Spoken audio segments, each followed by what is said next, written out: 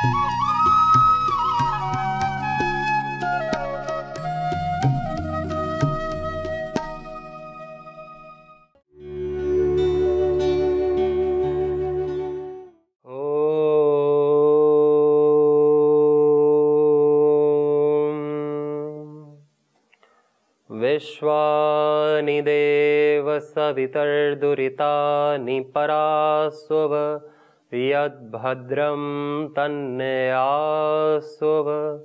ओम शांति शांति शांति। नमस्ते। तपः स्वाध्याय ईश्वर प्रणिधानानि क्रिया योगः।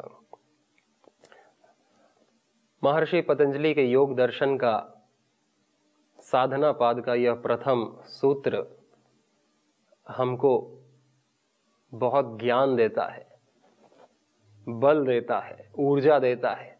क्रिया योग क्या है? तप, स्वाध्याय और ईश्वर प्रणिधान। तप के बारे में हमने जाना था कि तप हमारा जीवन में कितना महत्वपूर्ण भूमिका निभाता है। तप से ही व्यक्ति पूज्य बनता है, महान बनता है, शक्तिमान बनता है और कोई भी वस्तु, कोई भी चीज प्राप्त कर सकता है व्यक्ति अपने तप से, अपने घोर घनघोर तप से। तप की जितनी तीव्रता होगी, तप यदि ढीला ढाला है तो फल भी जल्दी नहीं मिलता है, कम मिलता है। तप मध्य है तो उतना समय उसमें भी लगेगा फल की प्राप्ति में। और यदि अधिमात्र तीव्र संवेगा नामासन्ना, यदि तीव्र संवेग है, तप में तीव्रता है, दृढ़ता है, अखंड तप है, प्रचंड तप है, तो उसका फिर लाभ भी जल्दी मिलता है और बड़ा मिलता है। हम जो आध्यात्मिक टीवी सीरियल्स में हमने देखते हैं कि कोई कितना तप करता है और भगवान उसे अपना दर्शन देते हैं, साक्षात्कार करता है, और कई तप करते हैं और वरदान मांगते हैं बलवान होने का, अमर होने का, बहुत सारे धन का। तो ये तप से ही चीजें प्राप्त होती हैं। और हम जीवन में भी देखते हैं कि जो तप करता है, अपने जीवन में सहता है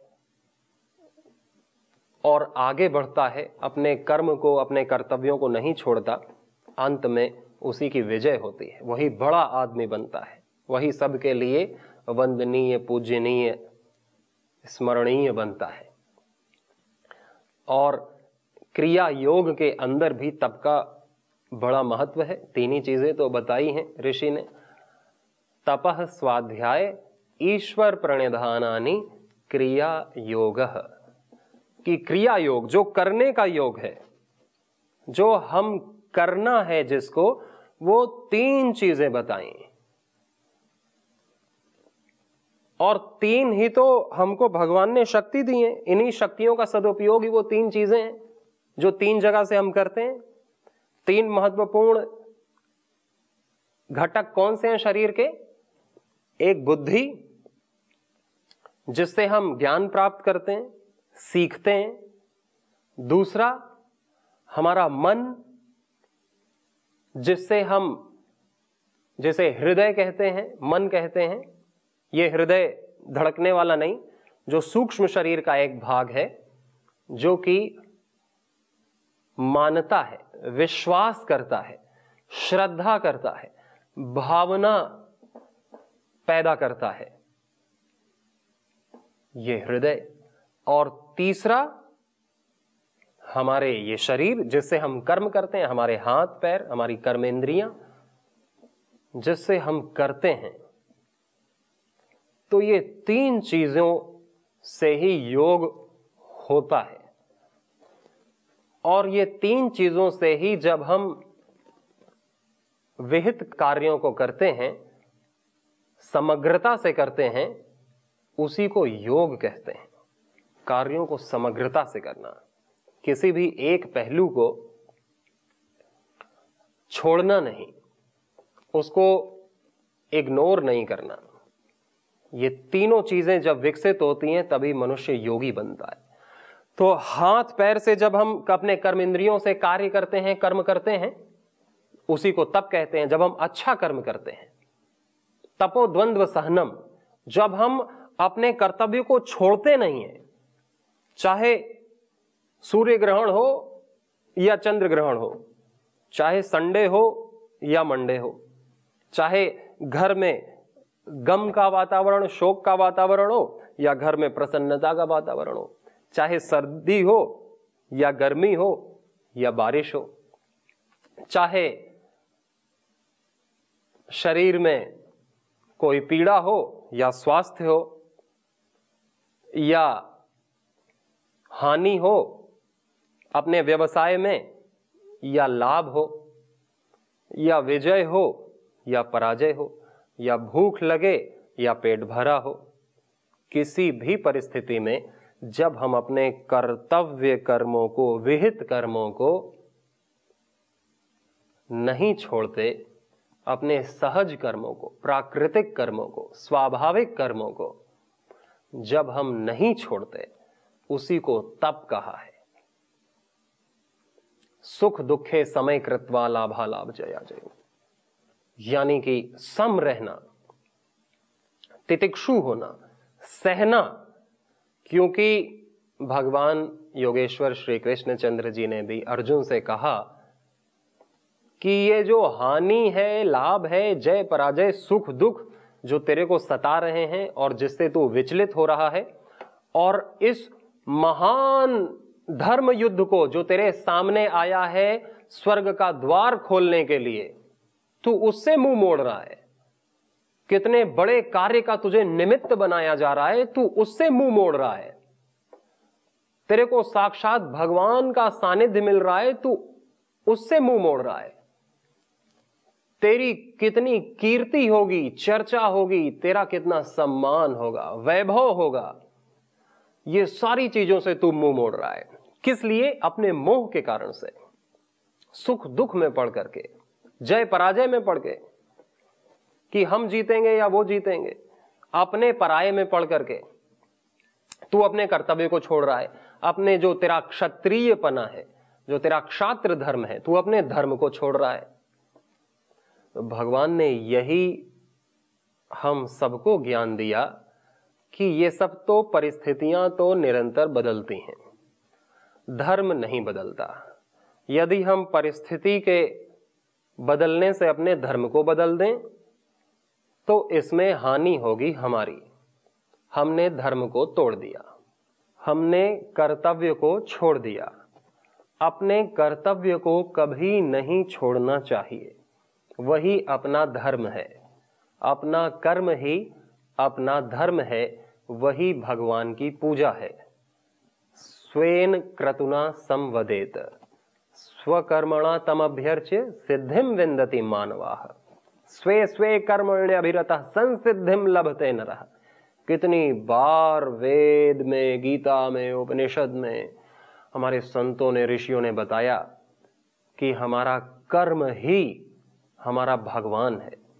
कर्म से ही इस जगत की उत्पत्ति हुई है, और हमारी उत्पत्ति भी तो कर्म से ही हुई है, माता पिता के कर्म से और किसानों के कर्म से ही तो ये शरीर बना है, ये अन्न पैदा हुआ है। हर चीज तो कर्म से ही हो रही है। सूरज अपना कर्म कर रहा है, जल अपना कर्म कर रहा है, समुद्र अपना कर्म कर रहा है, ये पशु पक्षी अपना कर्म कर रहे हैं, तभी तो जाकर के ये शरीर बन रहा है, ये पेड़ बन रहे हैं, ये वायु बन रही है, धूप खिल रही है, सब कर्म से हो रहा है। अगर ये सब भी अकर्मण्य हो जाएं, अगर ये सब भी सुख दुख में पड़ने लगे, हानि लाभ देखने लगे, अपना पराया देखने लगे, रात दिन देखने लगे और अपने कर्तव्य को छोड़ दें, तो ये क्या सृष्टि एक पल के लिए भी टिक सकती है, चल सकती है?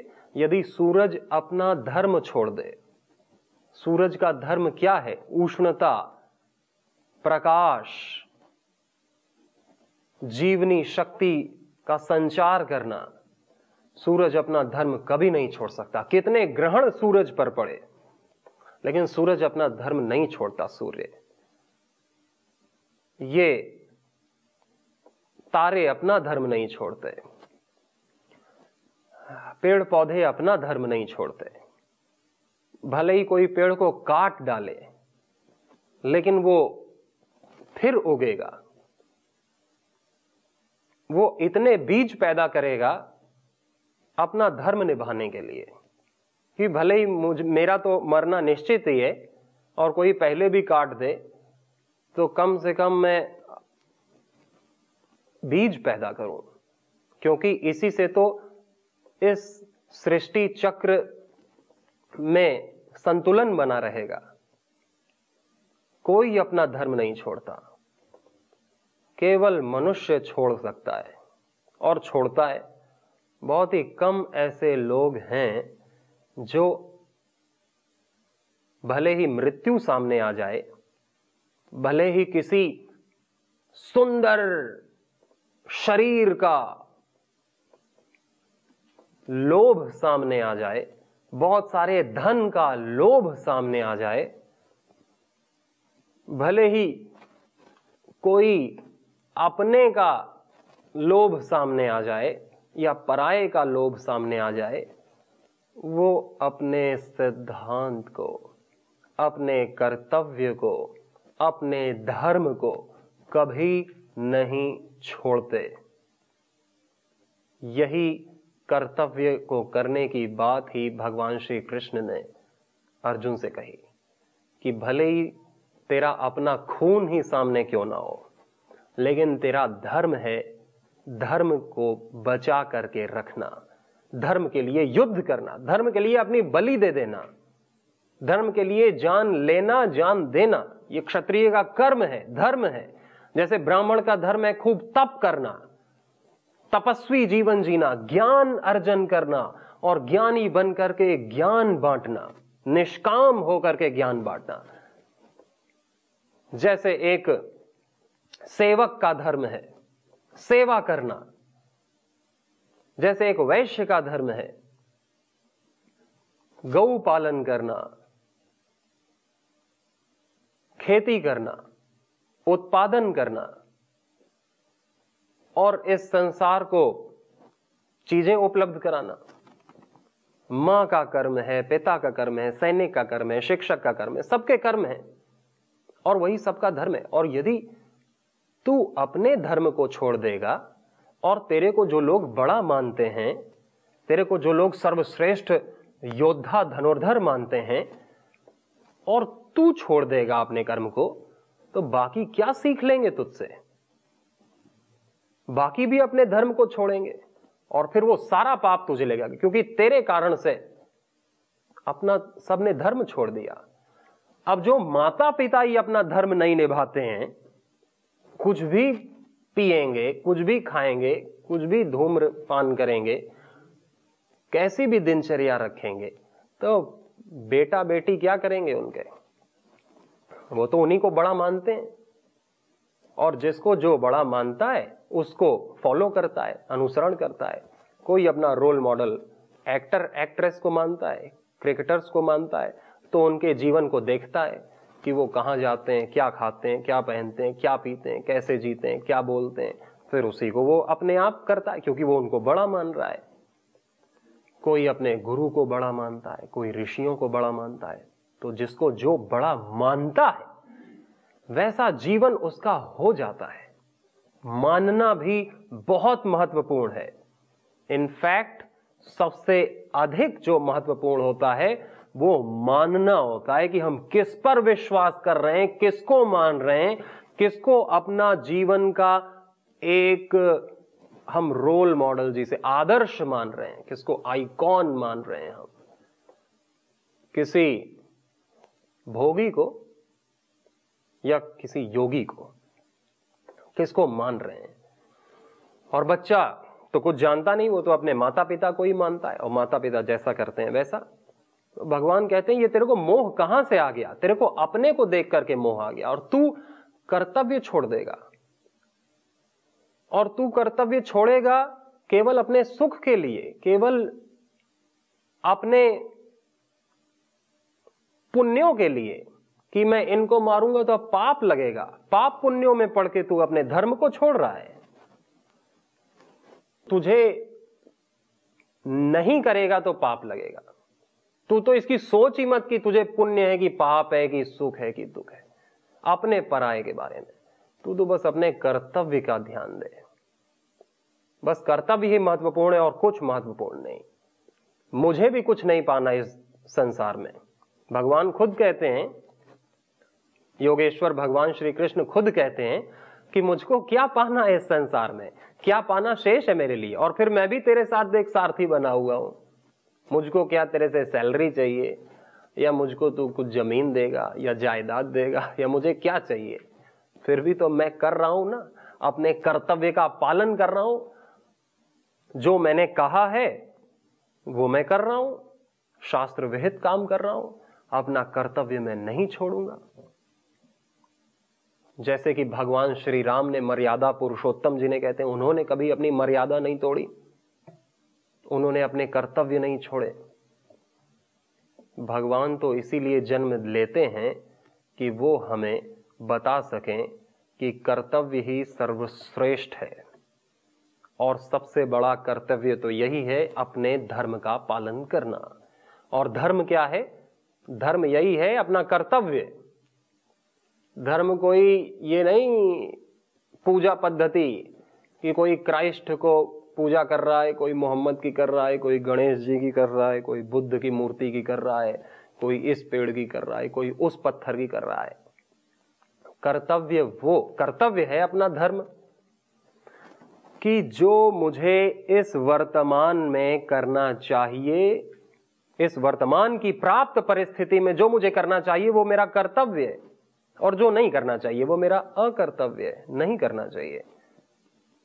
किसी स्टूडेंट के, छात्र के अपने कर्तव्य हैं, किसी पुत्र के, माता के, पिता के, सबके अपने कर्तव्य हैं, और वही कर्तव्य तो उसका धर्म है। बाकी कोई किसी की भी पूजा करे, कोई भी पूजा पद्धति हो, उसके बारे में तो बात ही नहीं की गीता में। इसीलिए तो गीता सार्वभौमिक है, सबके लिए, हर पंथ मजहब कोई भी उससे ज्ञान ले सकता है। कि तुम मेरे को देखो और मैं अपने कर्तव्य को कभी नहीं छोड़ता, और मुझे कुछ चाहिए भी नहीं। इस तीनों लोकों में कोई भी ऐसी चीज नहीं है जो मुझे प्राप्त नहीं है, क्योंकि सब मैंने ही बनाया है। और फिर भी मैं कर्म कर रहा हूं, फिर भी मैं सबका ध्यान रख रहा हूं, सूर्य का, चंद्र का, धरती का, ग्रह नक्षत्रों का, और यहां तक कि एक एक व्यक्ति के जीवन में भी किसको कौन सा फल देना है, कब देना है, इस किसके कैसे कर्म है, कैसा प्रारब्ध है, कैसा उसका भाव है, उसके अनुसार में उसे एक एक व्यक्ति का, जिसको कोई जानता भी नहीं, उस चींटी का जिसको किसी ने देखा भी नहीं, ऐसे फूल का, ऐसी घास का भी मैं पालन कर रहा हूं। क्यों कर रहा हूं? और नहीं करूंगा तो कोई मुझे क्या कहेगा? कोई कुछ नहीं कहेगा, लेकिन फिर भी मैं कर रहा हूं। किसी के डर से नहीं कर रहा, किसी के प्रलोभन से नहीं कर रहा। मैं इसलिए कर रहा हूं क्योंकि सब मुझे ईश्वर मानते हैं, सब मुझे बड़ा मानते हैं। और यदि मैंने छोड़ दिया अपना कर्म तो फिर सभी छोड़ देंगे, और सभी फिर वर्ण संकर को प्राप्त होंगे। यानी कि सभी जब अपने धर्म को ही छोड़ देंगे तो फिर तो बचेगा ही नहीं कुछ। तो मैं नहीं चाहता कि कोई भी अपने धर्म को छोड़े, इसलिए मुझे कुछ ना चाहते हुए भी, किसी का भय ना होते हुए भी मैं अपने कर्तव्य करता हूं, एक पल के लिए भी नहीं छोड़ता। और ऐसा ही तुझे करना है, ऐसा ही हम सबको करना है कि हम किसी के भय से नहीं, किसी चीज को पाने के लिए नहीं, बस हमारा जीवन ही इसीलिए हुआ है कि हम अपने केवल कर्तव्यों का पालन कर सकें, करें। केवल इसीलिए अपने जन्म हुआ है। गुलाब के फूल का जन्म किसी के भय से जीने के लिए नहीं हुआ कि कोई आके काट देगा, अरे महको महको, या कोई आके काट देगा, अरे मत महको, अरे सुंदर मत देखो, नहीं तो कोई आके काट लेगा हमें। वो महकेगा, न किसी से भय करेगा और न किसी का प्रलोभन करेगा कि मैं उसके पास जाऊं या मैं उसके पास जाऊं। कोई भी न भय से न प्रलोभन से जी रहा है, सब अपने स्वभाव में जी रहे हैं, अपने कर्तव्य का पालन कर रहा है। गुलाब का फूल भी और चींटी से लेकर के ब्रह्मा तक सबका इसीलिए जन्म हुआ है कि अपने अपने कर्तव्य में बरतो। वही पूजा है, वही जीवन है, वही मर्म है, वही धर्म है। और वो धर्म नहीं जो दुनिया वाले तुम्हें सिखा दें यहां आकर के, जो मनुष्य का बनाया हो। धर्म तो वही है जो सदा से था, सदा रहेगा, जो ईश्वर का बनाया हुआ है, जो नित्य है, नित्य है। ये नहीं कि धर्म अभी, ये धर्म कब बना, ये अभी 2000 साल पहले बना, या अभी ये 500 साल पहले ये धर्म शुरू हुआ। जो कभी शुरू हुआ है वो तो कभी खत्म होगा भी। आज कोई इसको मान रहा है, कुछ दिन बाद नहीं मानेगा। कोई कहते हैं धर्म अभी ये 2000 साल पहले शुरू हुआ, 5000 साल पहले शुरू हुआ, और फिर जब कभी शुरू हुआ तो कभी खत्म भी होगा। धरती के खत्म होने के बाद तो खत्म होगा ही। लेकिन धर्म जो है वो उसका चीज नहीं है, कोई पूजा पद्धति, कोई पंथ, कोई रिलीजन, मजहब नहीं है। धर्म तो वो है जिसने सबको धारण कर रखा है, और सबको धारण कर रखा है इन नियमों ने, इन यूनिवर्सल लॉज ने, सार्वभौमिक सत्य ने, यथार्थ ने, अपने कर्तव्यों ने हमें धारण कर रखा है। हम भले ही कर्तव्य को माने या ना माने, लेकिन कर्तव्य ने हमें धारण कर रखा है कि भाई मेरे को करना तुम्हारा धर्म है। अब तुम करो ना करो, आलस्य करो, वो करो, वो तुम्हारे ऊपर है, उसका भुगतान तुम्हें करना होगा। लेकिन तुमने जन्म लिया है तो तुमको ये कर्तव्य मिल गए हैं। अब तुम उससे पिंड नहीं छुटा सकते हो कि कोई मां कहे कि मैं इस बच्चे को नहीं मानती, मैं इसे फेंक दूंगी, तो फिर उसका भयंकर पाप, ये जो विधान ने तय कर रखा है, उसको मिलेगा, दुख में मिलेगा। किसी भी, बहुत सारे तरीके हैं दंड देने के इस विधान के, उसे विधान कहें, ईश्वर कहें, प्रकृति कहें, नेचर कहें, सब लोग अलग अलग नाम से कहते हैं। जिसको जो पसंद है, जिसकी जिसमें श्रद्धा है वो तो कह सकते हैं, लेकिन अपने कर्तव्य से मुंह कोई नहीं मोड़ सकता। और मोड़ता है तो फिर वो भोगता है। वो भोगता है कमजोर होकर के, दुखी होकर के, अवसाद में जाकर के। कमजोर व्यक्ति पल पल मरता है, पल पल मरता है। कमजोर व्यक्ति तो घास का तिनका जैसे होता है ना, उसे हवा उड़ा देती है और वो कहीं भी उड़ करके जाता है।